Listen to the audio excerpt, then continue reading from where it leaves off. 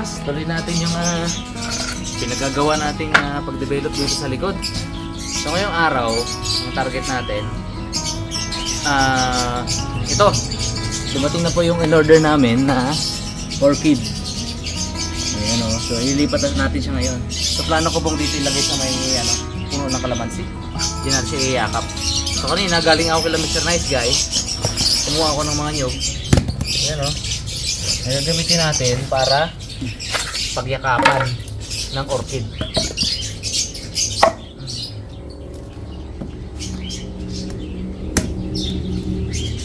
Siyempre balatan muna natin to. Tanggalin muna natin yung laman sa loob.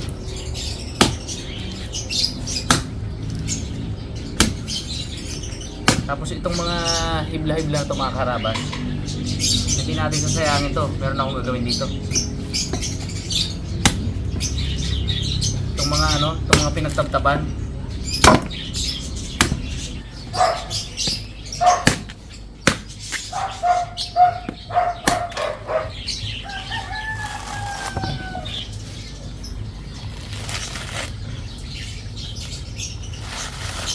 Yun. Okay. Kuha din.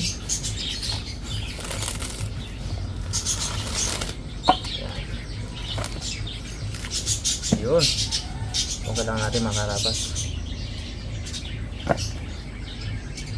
Kalahati lang kasi iyayakap natin sa iyakap natin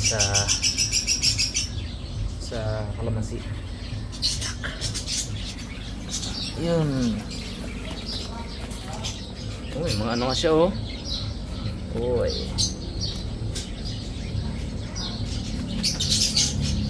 May to eh. May tag to eh kung anong yung pangalan niya. Hindi ako particular sa mga pangalan ng mga ng mga orchid, pero basta sa akin maganda tingnan, okay na 'yon. Kasi oh. Cool Wadi Fragrance. Hindi pa alam kung ano yan. Pero maganda yung bulaklak niya eh. Ano siya no? Oh, mayroon na siyang lalagyan. Ang isasabit na lang no? Pero pag sabit natin, yakapan natin dito ng ng bunot. Ayan o. Gawin natin to. Nakapagtrabaho tayo ng ayos.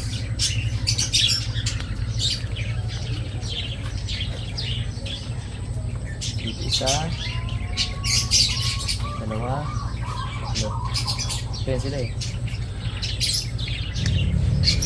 Sarap dito tumambay mga karabas sa sa area. Sarap sa pandinig yung mga nila, yung mga huni ba. Nakaka-relax. Minsan ako dito pag yung rest day, walang ginagawa, dito lang ako nakatambay.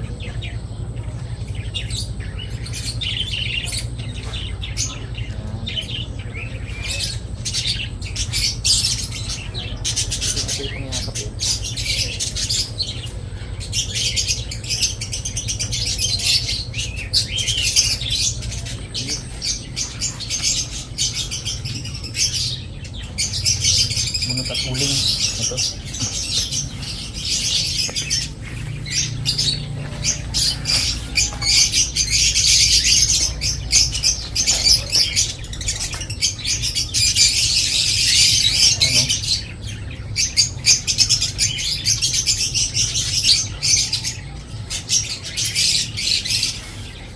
Natin mga uling sa mga palibot niya. Kailangan ko ng assistant dito nagkatali.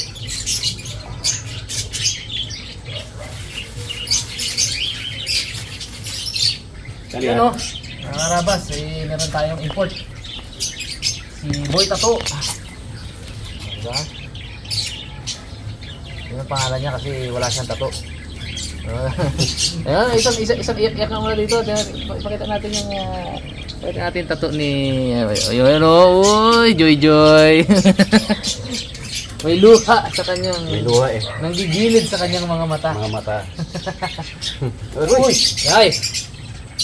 Nabitawan man. Nabitawan man. Joy, ganito Ganyan mo muna. Pero muna. Lagyan mo natin ng mga uling.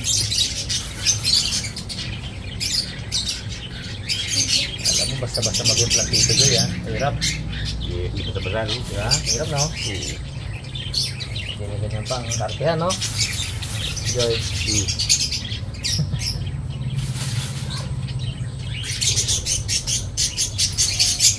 Kung maalala niyo mga karaba, si Joy Joy, palaging ano yan, nandito yan kapag yung mapatrabaho.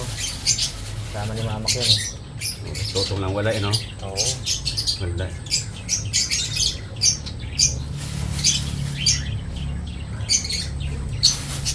Gagapangan ng ugat niyan. Joy, gagapangan ng mga ugat niyan.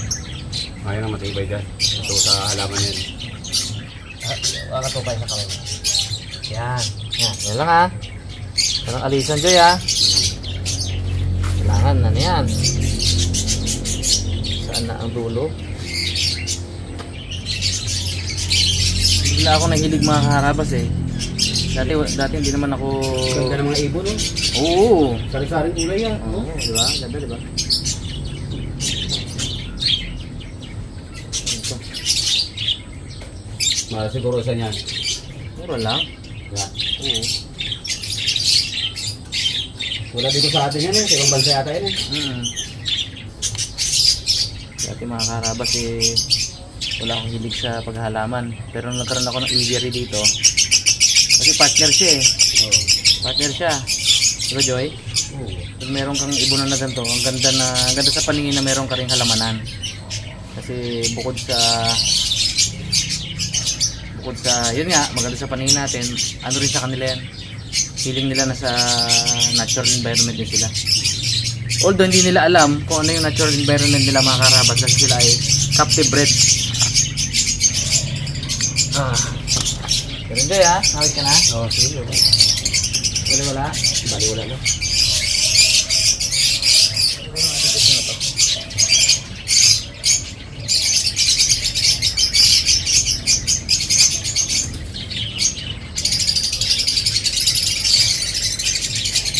Wala ha.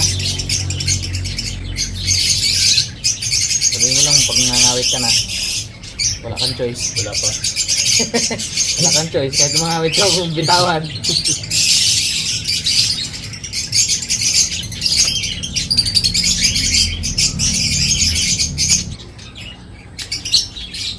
Ito ka nga, Joy, ng mga buhay-buhay. Ano bang balita? Ano bang bago doon? Inom pa rin? Ganun ba rin?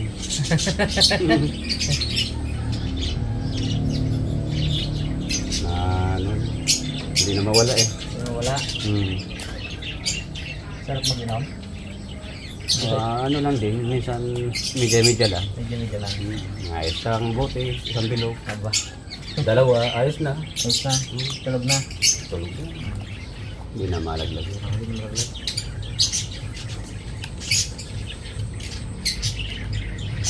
Dahan-dahan tayo mga karabas kasi may ano dito eh, oh.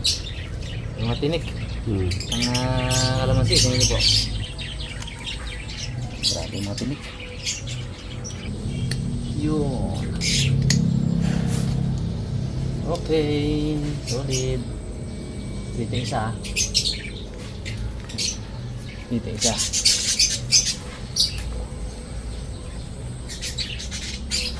Okay. Another one. Yun. Meron palang isang ano, maliit oh. Tatanim natin yan. Lagyan sa ibang, ayan, sa ibang area.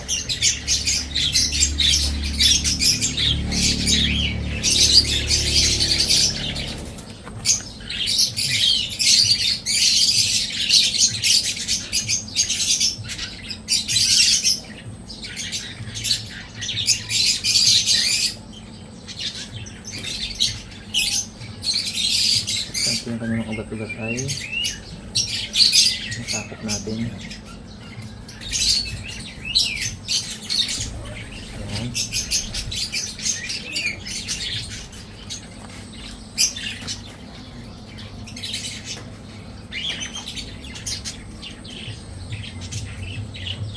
Ang karabas, nakabit na natin yung pangalawa. Ito na lang pangatlo. Ayan.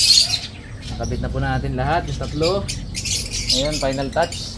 Sisiksikan pa natin ng mga ano, mga uling-uling, yung mga hanggat kaya pa natin singit natin.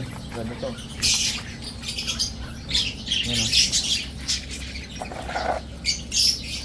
Yan. Okay. Sa likod. Yan. Yan. Yan. Ano to mga karabas? Ayos. Yan.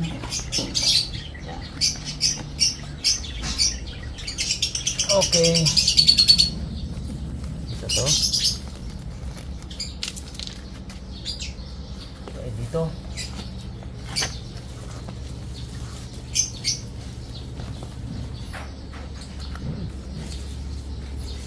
Ganda. Sarap sa paningin.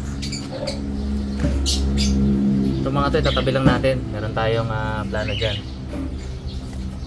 Buhayin muna natin siya.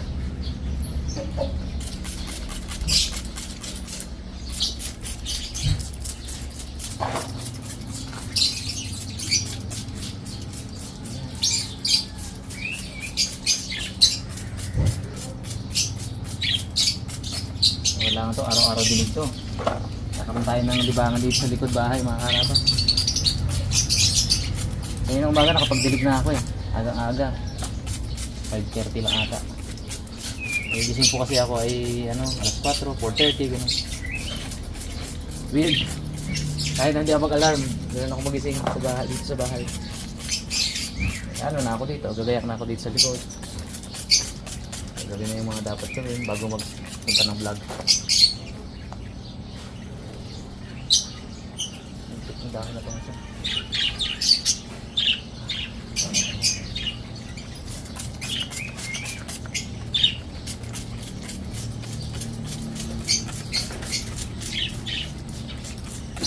Okay.